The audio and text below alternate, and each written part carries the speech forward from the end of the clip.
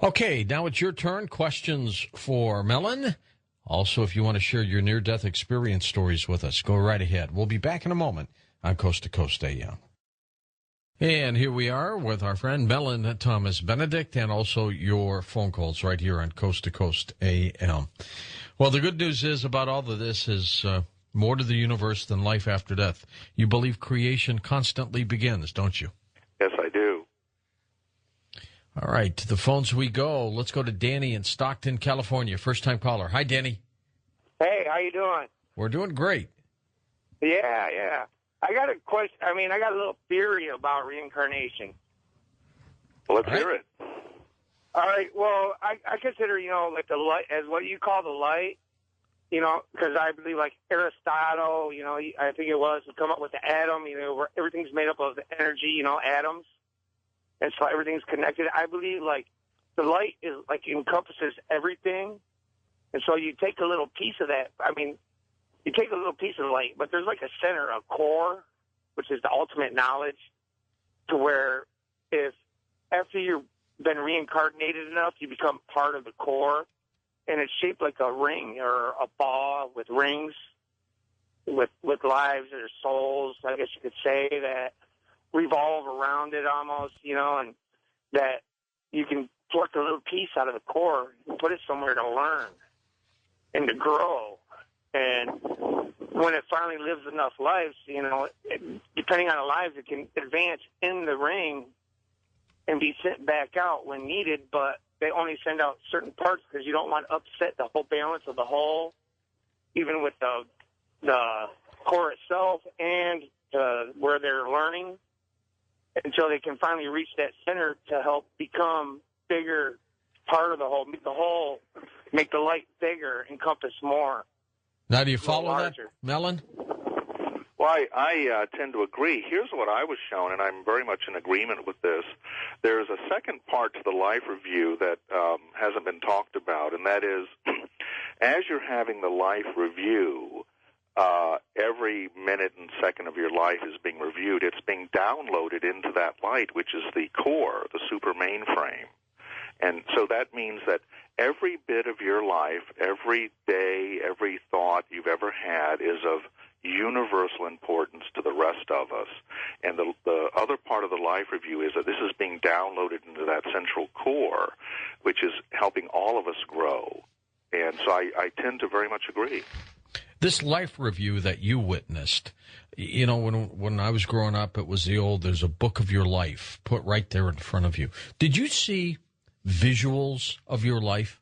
Oh, very much. Very vivid visuals. And not only that, I could also, if they involved people, I could see where they were coming from for the first time, because we're all connected in this energy. And suddenly I could see where they were coming from. Now, you can do this normally if you pay attention. You can actually see where someone's coming from when they're doing things. But in the life review, I can actually see why my father was the way he was, why my mother was the way he was, and that quite often things that people do to you are not even about you. It's about their life. It's you could see it from all dimensions, which was pretty fantastic. What is the purpose, Mellon, of the life review? Why do we have to go through that?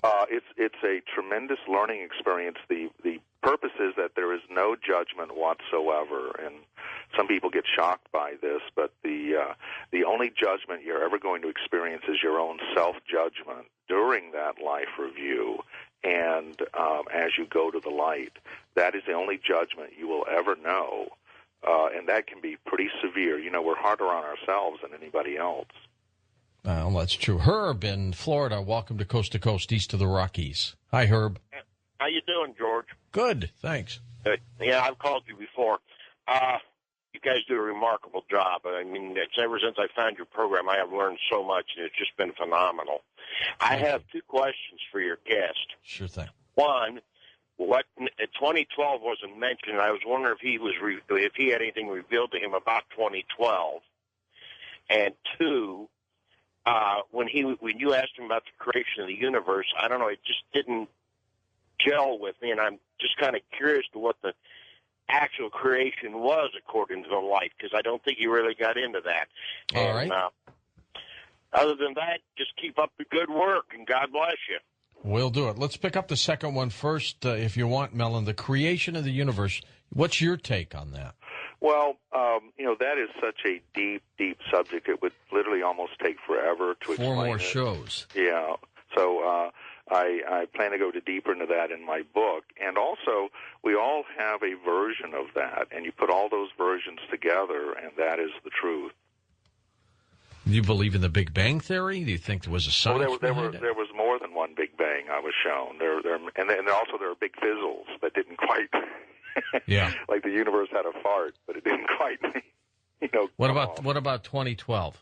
2012 is definitely a signpost. Certainly not the end of the world. It's a cosmological signpost too, as a complete circle around the sun of our galaxy. Also, we're going through the center of our plane now, which means there's going to be a lot more. Meteor showers and cosmic events and everything, but also it represents the ending of ancient prophecy. The last prophecy that there is that's legitimate is 2060, and that also dealt with the end of the world. And once we get past that, because there's been so many prophecies of the end of the world going through history, you can check this out. How many times people thought and were told by their leaders the world was going to end, including David Koresh, and it just goes on and on. We will finally wake up and realize that the world is not going to end anytime soon. And but these are signposts of the end times. And certainly there are cosmological cycles and karmic cycles that we go through, because everything has a cause and effect once it is triggered. So really nothing to worry about. But I also say be very, very careful of your world view and self-fulfilling prophecies. This is what got the Mayans. Their self-fulfilling prophecy. They believed the world was going to end, and it did for them, didn't it? The Spanish came along, and that kind of took care of that. But whenever I'm with someone who says they believe in the end of the world, and I say, do you really believe that? The first thing I do is stand away from them, because something's going to fall on them. Let's go to our wild card line. Fairbanks, Alaska. Hello, Jeff. Your turn. Howdy. Listen, I wanted to present briefly 3 separate approaches to the light and ask your guest for comment. Well, let's start with one. Then we'll start with one. When I was, the summer I turned 17, I was learning to type, and I just got so bored with J-U-J, U-J, U-J. I thought, well, I'll start typing sentences. So I typed this, line by line. I walked one morning into the sky. Soon it was passed up, and I was alone in the universe. As I stood, the stars and the rest disappeared, and I was more alone. Now there existed only my mind and the light that was not light. From nowhere there came a cold, hot wind, and it filled my soul with joy and awe, for I was become as a god and could understand eternity. I saw, after all, that eternity is omnipresent, that death is only an illusion. The rest, let's see, but only God and I really know this. The rest have not known eternity, and that is the key. Well, that was very upsetting to me because I had no idea where it came from. No idea at all, and it seemed very strange. And then I realized while I was listening once, drying dishes for my mom, that I was listening to Franck's D minor symphony, and I suddenly realized that was the first movement of the symphony. I had somehow transcribed it. Well, I thought that's a ridiculous notion, too, so I went to the World Book, and it says Belgian-born French composer and what? Mystic. Was that you? It must have been. What? You mean previous? In a reincarnated life, yeah. Oh, heck, I don't know. But anyway, all of a sudden the other 2 movements clicked into, by the way, if you're interested in the recording, it was Pierre Monteux and the Chicago Symphony, and it was gorgeous. But, that was one.